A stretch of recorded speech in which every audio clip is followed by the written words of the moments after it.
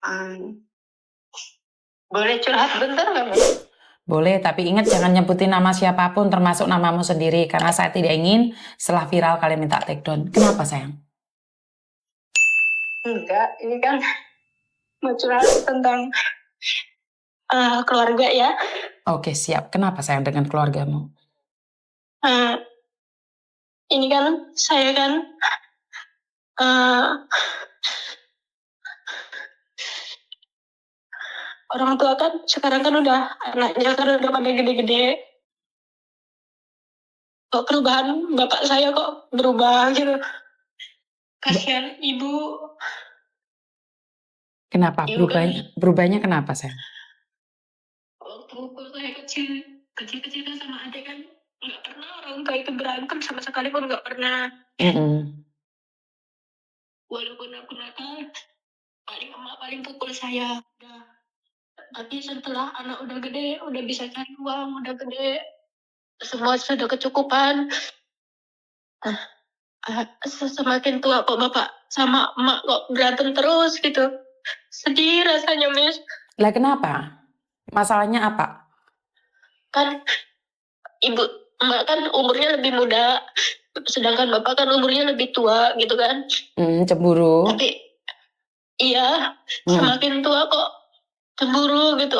Pikirannya aneh-aneh. Terus saya kabarin kalau telepon emak kan, udah emak nggak usah main, nggak usah ini, nggak usah itu.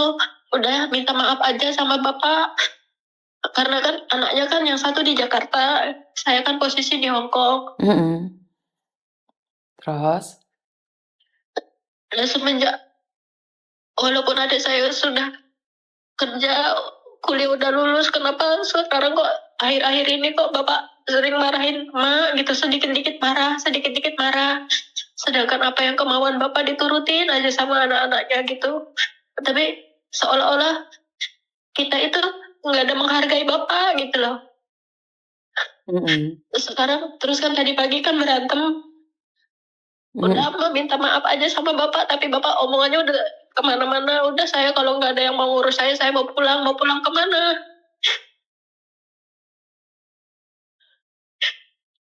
Jadi sekarang itu bukannya berantem karena kurang makan, nggak ada uang, bukan.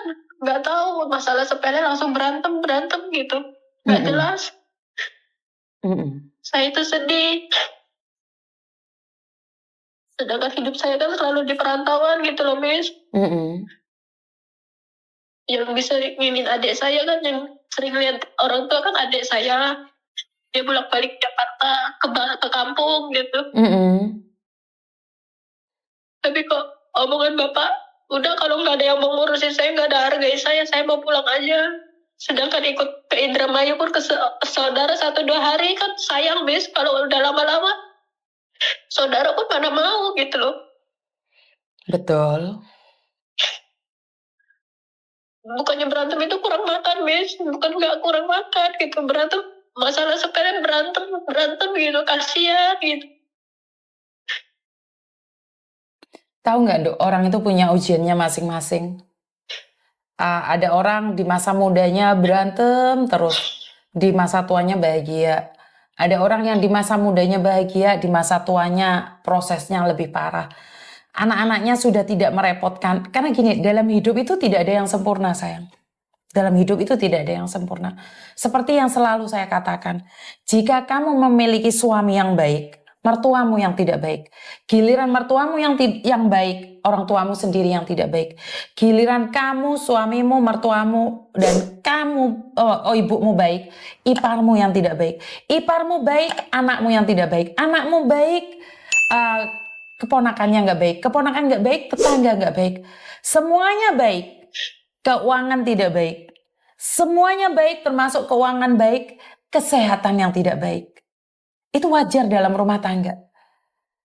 Jadi memang rumah tangga seperti itu dan cuman satu nih, biasanya ada dua hal. Orang sebelum setelah 100 hari meninggal itu saya sering sekali menyaksikan dua hal, Mbak. 100 hari sebelum meninggal itu ada dua hal. Satu, orang itu menjadi sangat-sangat baik atau dia menjadi sangat-sangat jahat.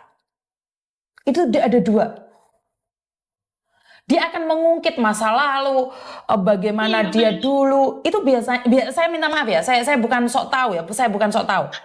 Maka dari itu, saat yang jaga itu marah, kesel, dia akan menangis karena dia akan kehilangan dia selamanya. Itu nyata sekali loh. Ada orang yang sebelum meninggal dunia itu jahatnya ampun banget. Sampai anak-anaknya itu nendang dia, nggak mau sama dia. Setelah itu dia pergi. Itu benar sekali loh. Benar sekali. Jadi ada juga kalian yang jaga nenek-nenek itu loh, yang jaga nenek-nenek atau kongkong-kongkong yang ada di luar negeri juga sama kok. Semakin dia jahat, semakin dia rewel. Sebenarnya dia sudah mendekati tapi nggak tahu kapan. Iya, majikan saya pun seperti itu, tapi saya sabar, saya diusir, mau dipukul, saya diam aja. Karena itulah ujianmu sayang. Dan ini kekuatan dari ibumu aja. Menikah lebih muda, menikah lebih tua, baik laki-laki atau perempuan, ya di masa-masa tua inilah yang sangat sulit sekali. Di masa-masa tua inilah yang sangat sulit sekali. Kenapa? Si suami akan cemburunya lebih, tapi dia gak bisa melakukan apapun. Laki-laki akan Iya, cemburu banget. Ini iya salah, benar, itu Mas. salah. Bener gak? Iya, Mas. Iya benar apa yang dikatain ibu saya, mbak saya itu kan. Aku tuh udah ikuti semua kata bapakmu, tapi serba salah. Udah Pak yang sabar aja, sabar, sabar. Ya sabarnya yang gede, Mbak Legowo. Betul. Jadi ya selain kata sabar nggak ada lagi. Selain kata ikhlas nggak ada lagi. Karena kita nggak tahu. Ada orang yang menyiksa batin orang itu umurnya lebih panjang. Malah ibumu yang meninggal duluan. Ini nggak tahu juga. Paham nggak maksud saya? Jadi Iya, kita Mas. tidak bisa Kasihan gitu. memprediksi. Kita tidak bisa memprediksi sayang. Yang penting yo iling karo sing gawe urip lah. Iling karo sing gawe urip itu aja sih. Iya, Mas. Terus adik saya, udah kamu nanti kalau ada waktu telepon Bapak, omongin baik-baik. Kalau sama saya kan dikira saya belain emak gitu. Kalau sama adik saya kan mungkin dia lebih dekat sama adik saya karena saya dari kecil gak pernah di rumah gitu. Jarang di rumah gitu. Terus adik saya, ya udah nanti sore saya pulang, mau pulang kampung, nanti omongin baik-baik kata saya. Tahu nggak Dok? Saya sama bapak gitu loh. Tahu nggak Dok? Pasti ada satu anak yang bisa meluluhkan hati bapak. Satu anak itu pasti ada. Dan itu ambil kesempatan untuk dia menasehatin. Karena orang tua itu nggak suka dinasehatin. Karena mereka sudah merasa bahwa hidupnya itu penuh dengan garam dan liku-liku. Iya, Orang iya tua itu nggak gitu. bisa dinasehatin. Tapi katakan sama orang tuamu keadaanmu. Betapa beratnya hidup di perantauan. Bapak hari ini bapak seperti ini. Tahu nggak? Tidak bisa dijanjikan juga bapak akan meninggal duluan dibandingkan dengan saya yang masih sehat. Katakan itu sama bapakmu biar bapakmu sadar bahwa umur itu tidak dijanjikan yang tua lebih dulu meninggal. Nggak ada janji. Ngerti nggak? Karena kalau kita menasehati orang tua kita serba salah. Kita serba Iya, salah. Kita akan keliru. Kita iya salah benar. ngasih tahu orang tua itu salah dan orang tua itu sensitif dipikirnya kita nggak mau sama orang tua, bukan. Tapi katakan sama orang tua bahwa saya tuh merantau, saya juga memiliki kehidupan yang sangat berat. Saya tidak minta apa-apa sama bapak, saya cuma minta tahan emosi bapak aja. Itu yang bisa kamu katakan. Kamu nggak perlu nasihati bapak ini nggak bagus, bapak ini tidak bagus, nggak kayak gitu konsepnya. Tapi katakan bapak, saya lagi merantau, saya butuh restu dari bapak. Betapa banyaknya anak-anak rantau pulang tinggal nama. Bapak nggak khawatir. Apakah bapak bisa berjanji saya akan panjang umur juga? Benar nggak? Benar, Bis. Jadi Saya segitu caranya ngomong takut kayak gitu sama orang bapak. tua. Caranya kayak gitu aja ngomong sama bapak. Jangan nasehatin. Karena kamu akan keliru nanti kalau nasehatin. Tadi pun gak banyak panjang lebar, cuma bisa udah minta maaf. Kalau emang mbak salah, minta maaf. Bapak udah gak usah ngomong yang kemana-mana, gak usah ngomong pulang, gak usah ngomong itu kan rumah udah tak kasih, udah pokoknya udah di efekin gitu. Ya kan Anak orang udah enak pada kan menurut kerja. kita, Nduk. Tapi kan menurut dia cemburunya besar karena ibumu masih muda, sayang. Iya, Bis. Iya. Tadi pun nangis bareng karena sama Mak. Mm-mm. Saya pun bingung. Kalau saya ngomong ngeluh di sini, udah kamu pulang aja. Lagian kamu gak sayang sama anak. Saya itu sayang sama anak, makanya saya keluar negeri.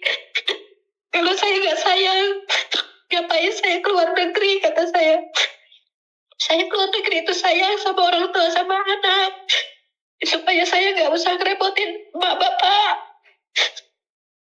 Mungkin anak-anak orang lain, orang tuanya punya, gak usah mikirin ini, mikirin itu, udah ada warisan, saya kan enggak, kata saya kan gitu. Kalau emang sedihan mana anak minta jajan, saya gak punya uang, kata saya kan gitu. Jika saya gugur di sini, proses keluar negeri pun susah, gak kayak dulu saya mau ke luar negeri udah gampang, prosesnya gampang, gak mikirin ini, gak mikirin itu, yang penting terbang. Kalau sekarang susah,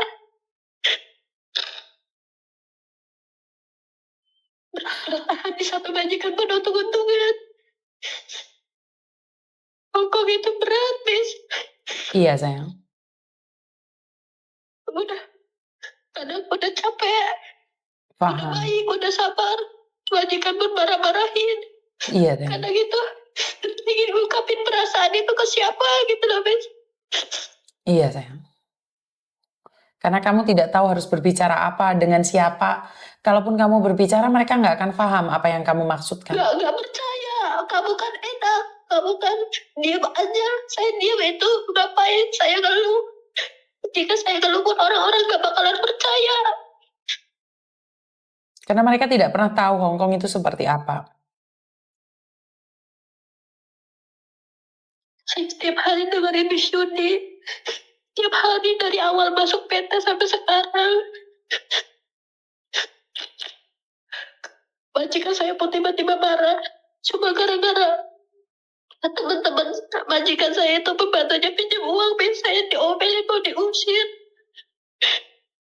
Setiap hari saya mau diusir, kamu mau usir saya silahkan, orang saya nggak pinjam uang, kata saya nggak pinjam abang, itu paspor semua ada, kata saya di sini nggak punya banyak teman,